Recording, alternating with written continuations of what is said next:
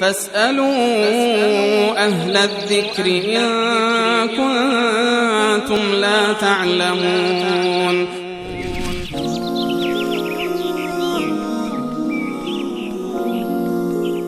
دوست عزیزم از آلمان در مورد این پرسیدن که سوره فاتحه واجب است یا فرض در نماز. درباره بحث وجوب و بحث فرض در میان جمهور متکلمین و من بحث اصولی رو عرض میکنم، وقتی که عرض میکنم متکلمین یعنی اصولی های شوافع، مالکی ها و حنبلی ها، به صورت کلی یعنی تعریفی که دارن از فرض و واجب یک چیزی هست. یعنی اگر گفتم فلان چیز فرض هست یا فلان چیز واجب هست، حکمش دقیقاً یکی هست، هیچ گونه تفاوتی رو در این زمینه در واقع ندارن. منتها در میان فقها و اصولی های احناف در این زمینه یک تفاوتی رو قائل شدند که میان فرض و واجب یک نوع تفاوتی قائل هستند و این برمیگرده به نوع دلیل، برمیگردد به نوع دلیلی که در واقع این حکم را ثابت کرده.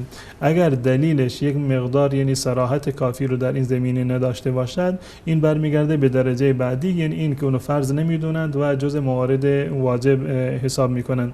در مورد قرائت فاتحه در نماز به اتفاق تمام جمهور علما، یعنی تمام مذاهب اهل سنت و الجماعت به استثنای احناف و مجتهدین دیگر، معتقد هستند که قرائت فاتحه جز ارکان نماز هست. به تعبیر به رکن میکنند یا جز فرایض نماز، فرایض یا ارکان نماز هست، به گونه ای که این قرائت فاتحه را چه عمدن کسی ترک بکند یا سهوا ترک بکند نمازش صحیح نیست و دوباره باید نماز را اعاده بکند.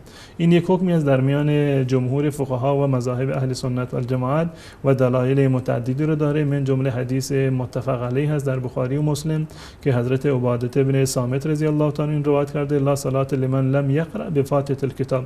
این روایت یک روایت صحیح و صریحی هست. لا صلاة لمن لم یقرأ بفاتحة القرآن. کسی که در نماز فاتحه را نخواند نمازی ندارد. و از این حدیث و احادیث دیگری که در این زمینه وجود دارد، عموم فقهای اهل سنت معتقد هستند که قرائت فاتحه جز ارکان و فرایض نماز است. و در مورد فرض، در مورد واجبی که در مذهب احناف وجود داره، من حکمش رو بیان بکنم. در مذهب احناف حکم واجب، یعنی واجباتی که در نماز هم من عرض میکنم، اگر یک انسانی به فراموشی واجبی رو ترک کرد، اگر یک انسانی در نمازی که میخواند یکی از واجبات نماز را به فراموشی ترک کرد، خب این در واقع ترک را و این نقصانی که پیش اومده، واجبی رو که ترک کرده اونم به فراموشی، این میتواند با سجده سهو جبران بکند. بله. با سجده سهو قابل جبرانه. فرض بکنید یک فردی نماز 4 رکعتی میخواند، در 2 رکعت اول در تحیاتش ننشست، فراموش کرد ننشست، در آخر سجده سهو بکنه، نمازش کاملا درسته. اما حتی در مذهب احناف اگر کسی عمدن و قصدن یکی از واجبات نماز رو ترک بکنه، نمازش باطل هست. اگر عمدن باشه نمازش باطل است. یعنی اینکه سجده سهو جبران کننده نیست در این صورت اگر عمدن باشه. به طور مثال اون گونه که در مذهب احناف درباره قرائت یک نوع تفسیری رو قائل شدن، معتقد هستند که اصل قرائت فرضه. اصل قرائت یعنی مطلق قرائت فرضه. یعنی این چی که مطلق قرائت یعنی که تفاوت نداره، شما چه فاتحه رو بخونید چه سوره دیگر رو بخونید. وقتی که یک سوره از قرآن رو شما در نماز خوندید، یعنی این که رکن نماز و فرض نماز رو انجام دادید و قرائت فاتحه رو جز واجبات میدونند. این تفاوتی که در میان مذهب احناف و بقیه مذاهب وجود داره. منتها من این عرض کردم که در مذهب احناف هم اگر کسی عمدن سوره فاتحه رو در نماز ترک بکند، نمازش باطل هست و دوباره باید اعاده بکنه. همچنین و این حکم موارد فرض هست در مذهب احناف.